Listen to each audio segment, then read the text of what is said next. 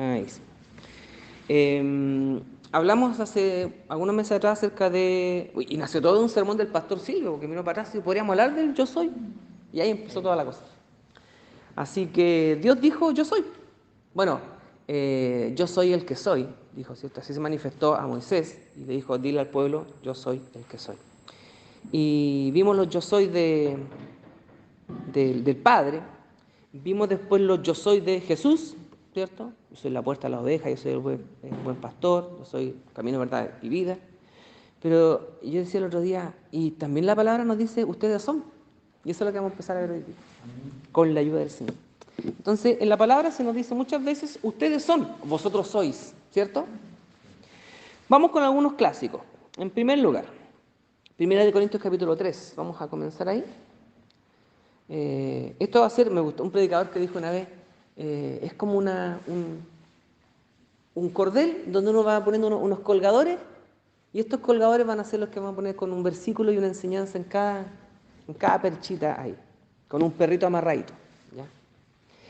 1 Corintios 3, versículo 9. Hay mucho más que sacar acá, pero vamos a tomar solamente algunos puntos. Nosotros somos colaboradores de Dios y vosotros sois, aquí aparece uno, ¿cierto? Vosotros sois labranza de Dios, vosotros sois edificio de Dios. Y podríamos también conjugarlo de otra manera, el principio del versículo donde dice, porque nosotros somos, vosotros sois colaboradores de Dios, podemos decir también, ¿cierto? O sea, vosotros sois colaboradores, sois labranza, sois edificio. Otra traducción dice, eres el campo de cultivo de Dios en el cual estamos trabajando. O para decirlo de otra manera, eres la casa de Dios. Entonces, partamos con varios conceptos básicos. Colaboradores de Dios. Y esto ya nos golpea, porque no es Dios quien colabora con nosotros, sino que somos nosotros los que colaboramos con Dios. Y esto es bien profunda la enseñanza porque pone los proyectos y planes de Dios en primer lugar y no los nuestros. Nuestros planes son postergados en beneficio de los planes de Dios. Y esto lo tocamos un poco la semana pasada cuando Santiago nos dice, ustedes piden y no reciben porque piden mal, porque piden para ustedes mismos. Y tal vez si juntara a Santiago con Pablo diciendo, sí, es como que nosotros buscamos a Dios para que sea colaborador nuestro en nuestros propios deseos. Y Dios quiere lo contrario. Entonces cuando pedimos para nosotros, para nuestros deseos egoístas, que puede que no sean deseos malos, ¿ya? Yo puedo tener muchos deseos personales que son bastante buenos, y no es malo desear lo bueno para uno. Pero cuando yo me convierto en el centro de todo, entonces es muy difícil amar a otros, porque me convierto yo en el centro de atención. No es malo amarse a uno mismo, pero sí es malo amarse en exceso, porque eso ya cae en egoísmo. Y decíamos la semana pasada, si amar a Dios o el fruto del Espíritu es amar, entonces el fruto de la carne sería el egoísmo. Y el egoísmo es lo contrario a amar. Es querer para mí nomás. Y el amar tiene que ver con otros. Tiene que ver con amar a Dios, amar al prójimo. Amar es la proyección de un amor o de un sentimiento que tengo. Bueno, sentimiento tal vez no es el concepto que deberíamos ocupar.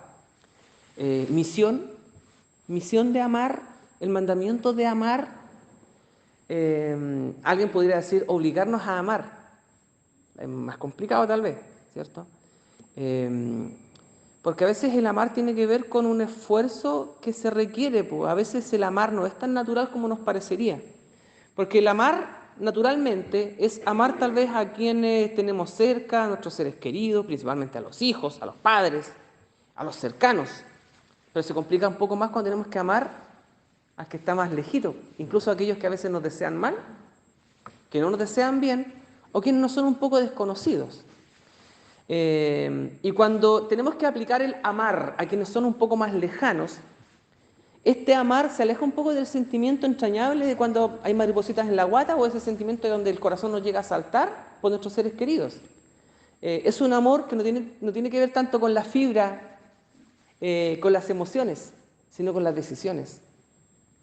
Eh, el, el buen samaritano, que me acuerdo cuando una chica dijo samaritano, el buen samaritano tiene que ver tal vez con cómo fue la expresión de amor de este hombre con el que estaba accidentado. Lo vio y le amó con ese sentimiento que sentiríamos por un hijo, por un padre, tal vez no, pero se interesó por él.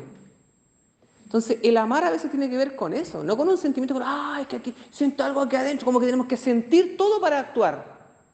Y no, pues ese tipo de sentimiento que tal vez inundó el corazón del samaritano para extender su mano en ayuda, fue una oración que dijo, yo tengo que hacer algo acá, no puedo ser indiferente a lo que está pasando delante de mis ojos. Entonces, ese amar tiene que ver, más que con los sentimientos, con una decisión. Entonces, muchos de los amores nuestros tienen que ver también con decisiones, cuando van más allá de lo sentimental. Decíamos el otro día, hemos romantizado mucho el amor, porque las películas, los libros, las novelas, la Corintellado y todas las otras, ¿cierto? A veces las novelas de la tele, donde todo, que el amor está tan así, y vivieron felices para siempre. Pero el amar tiene que ver con una decisión diaria, en muchos casos. Con los nuestros, nuestros seres queridos, tal vez no hay muchas decisiones que tomar. Actuamos de manera instantánea, ¿cierto? ¡Pum! Porque nos mueve una cosa así que es visceral. Pero tal vez con gente que es más ajena no es tan visceral. Tiene que ver con decisiones. Y el amar tiene que ver muchas veces con eso. Por eso que en algunas traducciones, creo que la 1909, traducen el amar o el amor de 1 de Corintios 13, lo traducen como caridad. Cuando hablan de amor, hablan de caridad.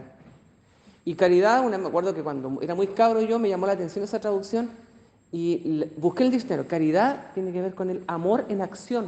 No me acuerdo si lo busqué en el diccionario, pero sí me hizo mucho sentido. La caridad es amor en acción. Lo que decíamos nosotros, amar, ¿cierto? Tener actos que hablen acerca de que yo hago una acción por otro. Dándole de comer, tal vez dándole dinero, pero también tiene que ver con esos actos que decía yo cuando nuestras actitudes, lo que decimos o incluso a veces lo que callamos tiene que ver con lo que sale de adentro del corazón, lo que sale más que del corazón, de lo que Dios ha puesto dentro de nosotros, porque a veces del corazón nos sale tantas cosas buenas. Entonces somos colaboradores de Dios y no Dios colaborador nuestro. Por lo tanto, la obra es de Dios. Y no somos para nosotros mismos, sino que somos para otro. Eso habla de al ser un colaborador, nos unimos a la labor de otro, para que el otro sea engrandecido o que su obra, es como cuando uno va a ayudar a edificar una casa, ¿cierto? Que no es de uno, va a ayudar a otro para que la casa del otro salga bonita. El otro es quien va a habitar la casa, pero yo fui y le ayudé, cuando la obra es de otro. Dice también, somos colaboradores de Dios y también somos labranza de Dios o edificio de Dios, ¿cierto? Dice el versículo 16 de 1 de Corintios 3, donde estamos. Otros sois, ¿no sabéis que sois templo de Dios y que el Espíritu de Dios mora en vosotros? Otra traducción me gustó, como dice, cuando dice, no sabéis que sois templo, dice, ¿no te das cuenta? ¿Has caído en la cuenta que eres templo del Dios viviente? ¿Te hace sentido eso? ¿Te queda claro? ¿Tienes alguna duda de que eres templo? Y el templo requiere cuidado. Un templo, una casa, una habitación, es un lugar para, entre otras cosas, sentirse cómodo. Decíamos el otro día, cuando Jesús dice, voy pues a preparar lugar para ustedes, ¿cierto? Decíamos, ¿cómo será la mansión que el Señor me tiene preparada?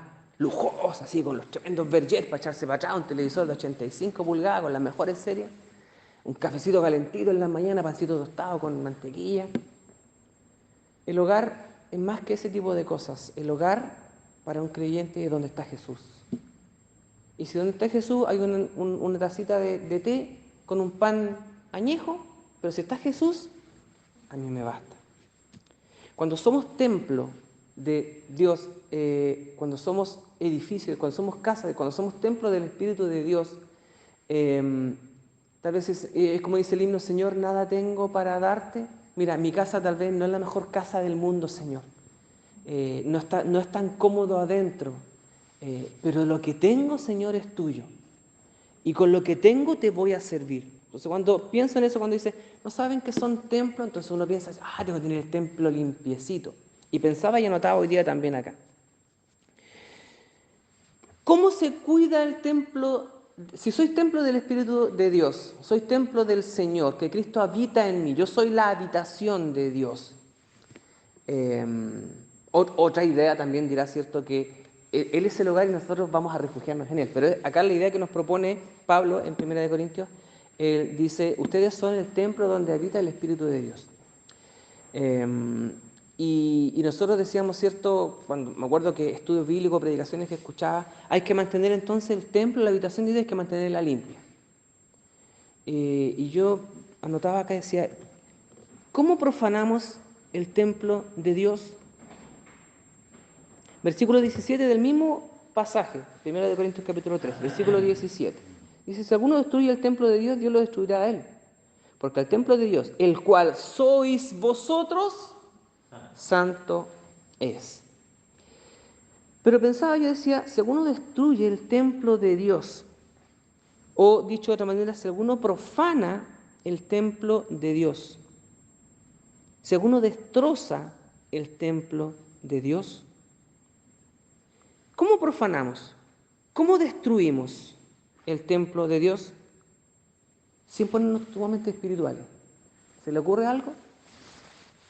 Que a veces nos ponemos súper espirituales, vamos por respuestas espirituales. No, pero en lo práctico. Eso pensaba yo. Pregunta abierta.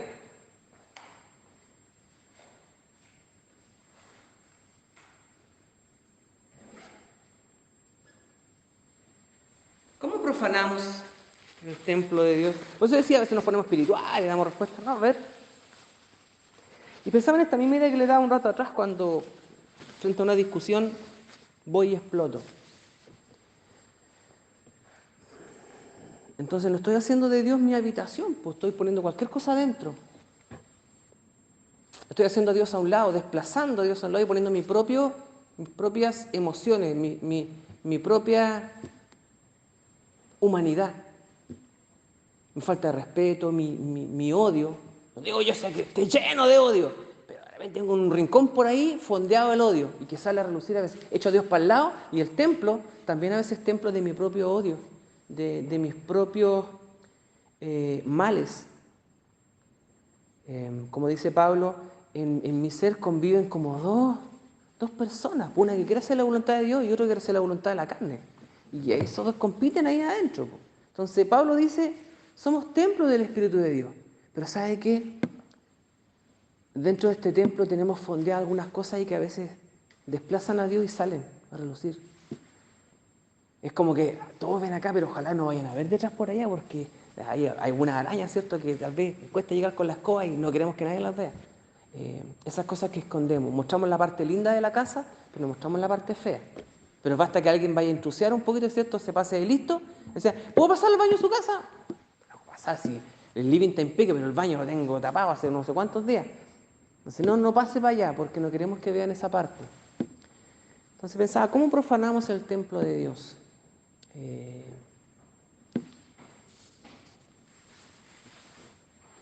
No sé, pues ¿se le ocurre algo a usted? Yo creo que nosotros podríamos hacer una aplicación bien simple. Tengo varias ideas yo, pero... Porque, por ejemplo, el templo, nosotros cuando hablamos de templo, hablamos, por ejemplo, ¿qué estamos dentro del templo?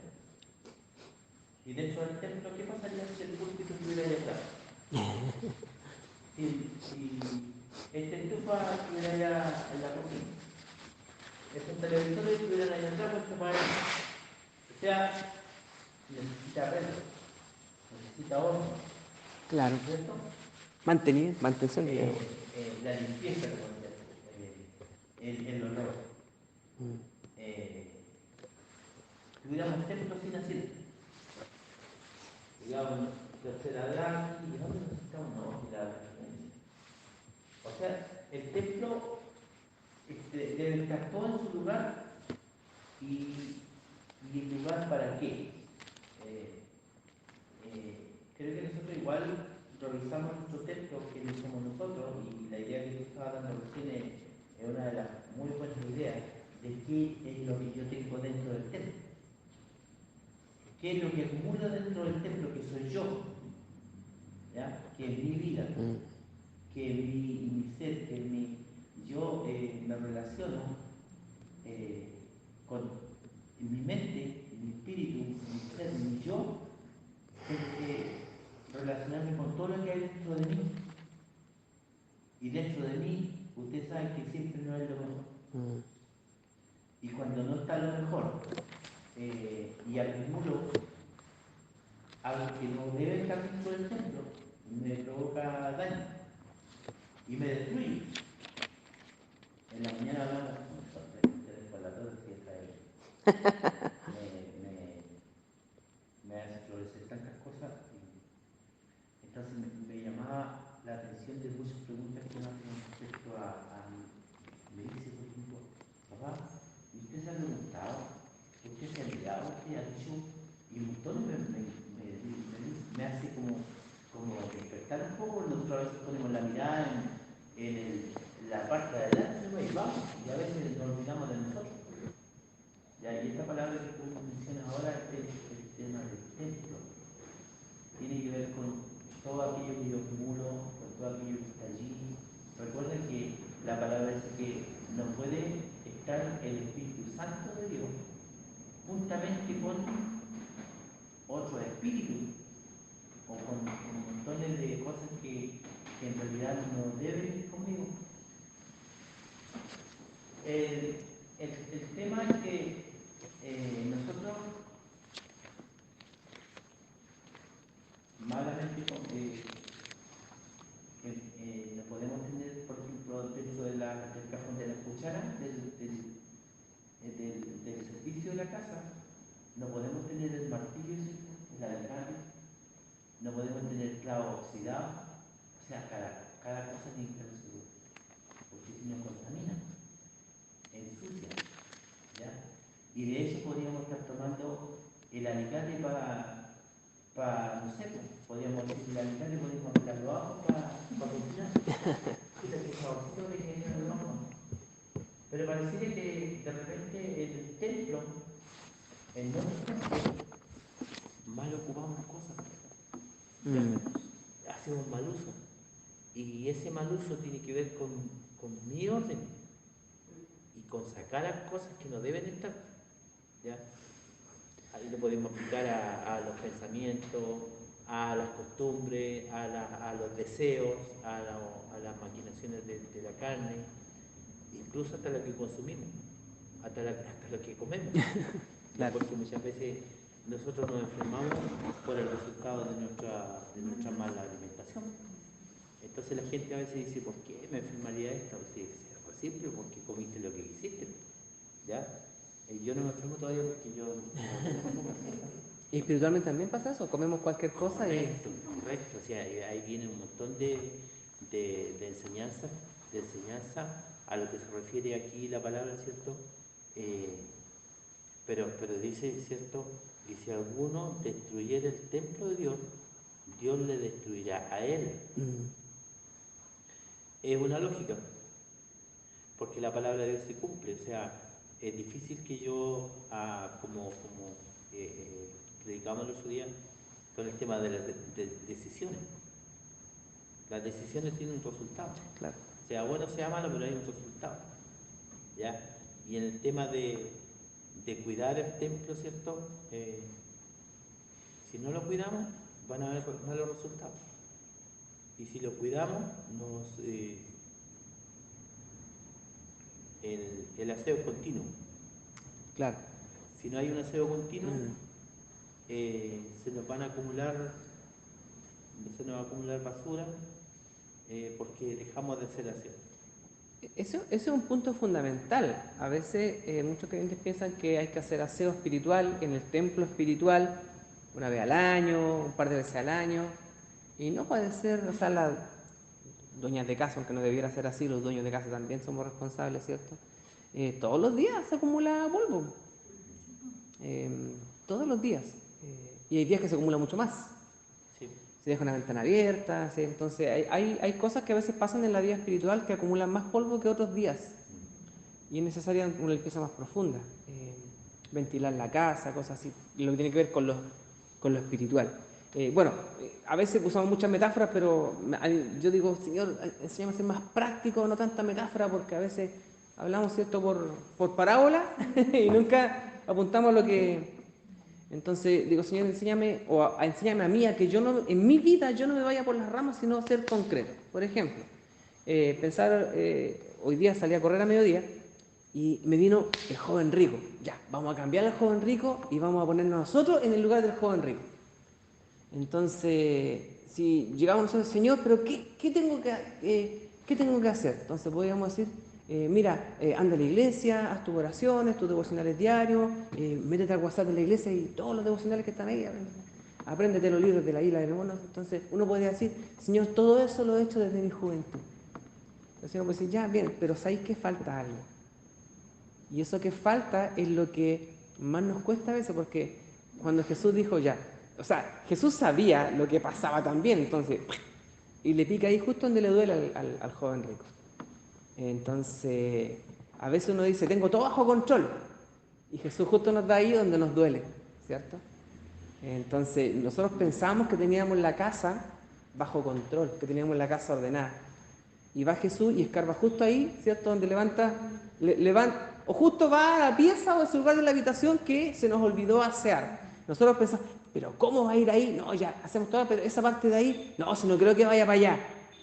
Y justo va a ir. Entonces decía, Señor, voy a pensar como el joven rico, que yo a veces tengo, si tú me preguntas, Señor, tengo respuestas para todas esas cosas, sí, lo estoy haciendo, todo. Pues tú me vas a preguntar, Señor, justo lo que yo, o como en las pruebas, uno estudia todo y justo pregunta lo que uno no sabe. Y pasa con eso. A veces pensamos, ¿cómo estamos con esto? Amén, decimos, amén, todo lo demás. Pero cuando el pastor nos pregunta justo esa parte que lo estamos haciendo, no suena ningún amén. Entonces, nos sobran los amenes cuando nos aplaudimos nosotros y nos decimos, sí, lo estamos haciendo súper bien, sí, en esto, amén, pastor, hable nomás, porque yo lo estoy haciendo. Pero cuando predican de algo que no estoy cumpliendo o algo que está fallando en mi vida, entonces pensaba en eso, con el joven rico. Todo eso lo guardaba desde mi juventud. Y Jesús, mirándole, le amó. ¿Cómo nos ama también a nosotros? Pero no hace esas preguntas, Jesús no hace esas preguntas difíciles. Yo decía, Señor, yo por lo menos en mi vida estoy en ese tiempo donde Jesús me hace esas preguntas difíciles, en las cuales me quedo a veces ahí, plop, y no sé qué responder. La idea no supe qué responder, no, es hacerme cargo y decir, no tengo que buscar la manera, no tengo que buscar la excusa, porque es como decir, justo vio esa parte de la casa que estaba cochina. ¿Y qué es lo que hace uno? No, lo que pasa es que... Y uno se deshace en explicaciones. No, es decir, Señor, la verdad, me descuidé de esa parte. No pensé que tú ibas a mirar ahí. Metáfora, sigo hablando con metáfora. No, ya, bueno. Pero ahí nos pega justo donde nos duele. Juan el Bautista predicaba, y con esto terminamos por hoy día. Lucas capítulo 3. Lucas capítulo 3. Que tiene que ver con limpiar el templo también y cuidar el templo. Juan predicaba el bautismo de arrepentimiento. Ya, si nos ponemos teólogos, bueno, ¿y el bautismo de Juan? ¿En qué se diferencia el bautismo de Jesús? Ya, si da lo mismo. Si el punto es el siguiente. El punto es que tanto Jesús como Juan el Bautista y la Escritura nos manda y nos lleva a decir, tienen que cambiar su manera de ser radicalmente. Bueno, nosotros somos creyentes, que ya somos viejos, llevamos años, tal vez tengo que seguir cambiando, ¿qué? Sí, hay cosas que todavía faltan por cambiar y vamos a seguir con eso hasta que nos vayamos de este mundo. La obra que Dios comenzó en nosotros todavía la sigue haciendo. Y yo doy gracias a Dios por su obra en mi vida, que sin jactancia creo que ha sido muy provechosa en mi vida. Yo reconozco que Dios ha trabajado mucho en mi vida, pero también reconozco que falta harto por hacer. Entonces siento gratitud ¿Y un orgullo santo? ¿Existirá eso, no, el orgullo santo? Pero siento satisfacción de que Dios ha hecho muchas cosas en mi vida, me ha enseñado muchas cosas, me ha hecho pasar a veces por desiertos bien. Esas pasadas por el desierto han sido cortas en todo caso, ¿eh? No he sufrido tanto como han sufrido otros hermanos. Pero Dios me ha formado de muchas maneras muy lindas y algunas un poco violentas. Pero aún falta mucho por hacer. Falta mucho por hacer. Bueno, la aplicación de Juan el Bautista yo le invito después a que lo pueda leer con más calma. Versículo 10. La gente le preguntaba, bueno, pero arrepentimiento, arrepentidos, que el reino de los cielos acercado, ya, pero ¿qué tenemos que hacer en sentido práctico? Sin metáforas, aquí sin vueltas. Pan, pan, vino, vino. ¿Y qué es lo que dice Juan? Bueno, seamos directos entonces. El que tiene 2 túnicas, de al que no tiene. Eso ya es un cambio de actitud, es un cambio de mentalidad. Es dejar de preocuparme de mí solamente, sino también pensar en el de al lado. Qué increíble, ¿eh? Tremendo que el arrepentimiento tiene que ver con esto. Arrepentirme de mis pecados. Eso es tan espiritual, pero tan poco práctico. Arrepentirse de preocuparme de mí nomás. Arrepentirse tiene que ver con decir, el de al lado también tiene frío. El de al lado también tiene hambre. Qué tremendo. Ya, pucha, ya me empieza a dar cosas. El que tiene que comer, haga lo mismo, versículo 11. Después vinieron otros recaudadores de impuestos y le dijeron, ¿y nosotros?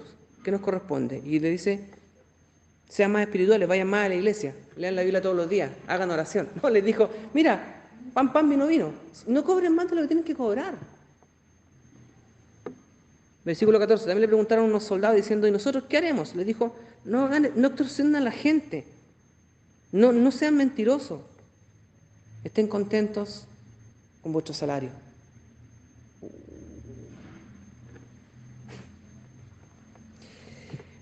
Cuando pienso en eso, ¿sabe por qué me gusta este pasaje? Porque no se pone espiritual Juan, se pone práctico, y nuestra vida espiritual es súper práctica. Es súper práctica. Cuando a veces disparamos versículos así, me gustan a mí los versículos bíblicos, me gusta aprenderlos de memoria, sí. Pero si no practico lo que... Por eso que cuando le digo a mi hermana, yo no entiendo mucho, me cuesta a mí, o entiendo todo, pero me cuesta explicarlo. Mire, hermana, no importa. Si usted lo entiende y lo practica, olvídese de dónde está este pasaje o está este otro pasaje. Porque le puedo decir gente que recita la Biblia de tapa a tapa, de memoria, con versículos aquí y allá, pero se caen acá en estas cosas. Entonces, si no hacemos lo práctico, si no llevamos nuestra vida espiritual a lo práctico, entonces no nos hemos arrepentido. Arrepentirse tiene que ver con un cambio de actitud. Entonces, cuando decimos, arrepiéntete de tus pecados, todavía me suena muy, muy rimbombante, muy lindo, muy espiritual, pero poco práctico. Entonces, ¿cómo me encamino yo a que mi vida espiritual sea una vida práctica? Lo que tiene que ver con el templo, también suenan todos esos términos suenan súper espirituales. Los canutos somos re buenos para nuestras frases espirituales. Pero cuando nos hablan de estas cosas prácticas, a veces a mí me descolocan. Pero digo, tantos años pasando por estos pasajes y no había caído en la cuenta. Ahora, la pregunta es para mí. Y le preguntaron, ¿cierto? Los publicanos, la gente le preguntaba, los soldados le preguntaron. Y si yo le pregunto al Señor hoy día, Señor, ¿qué tengo que hacer entonces? ¿Qué me está faltando? Sé que me he arrepentido de muchas cosas en mi vida y he tenido muchos cambios de actitud en muchas cosas. Pero la pregunta todos los días es, Señor, ya. ¿Y ahora cuál es el siguiente paso? Señor, qué rico que logré vencer esta parte. Ahora aprendí a quedarme callado. Me aplaudo a mí mismo. Pero Señor, ¿cuál es el siguiente paso? Es la pregunta incómoda que el joven rico, ¿cierto?, que le hacen al joven rico. Señor, ¿cuál es mi pregunta incómoda? ¿Qué es lo que a mí me incomoda? ¿Cuál es ese rincón del templo de mi vida que justo el que tú vas a ir a revisar? Tengo todo arriba, tengo todo ordenado, ojalá no vaya para ese lado. Y Jesús entra a la casa y el primer lugar que va es a ese. ¿Cuáles son las áreas descuidadas de mi vida? Las que tal vez tengo ahí porque pienso que no va... Bueno, también es medio metafórico decir, pensando que Jesús no va a ir para allá. Entonces ya, tiene que ver con la honestidad, que ya, voy a dejar solamente hasta aquí el estudio.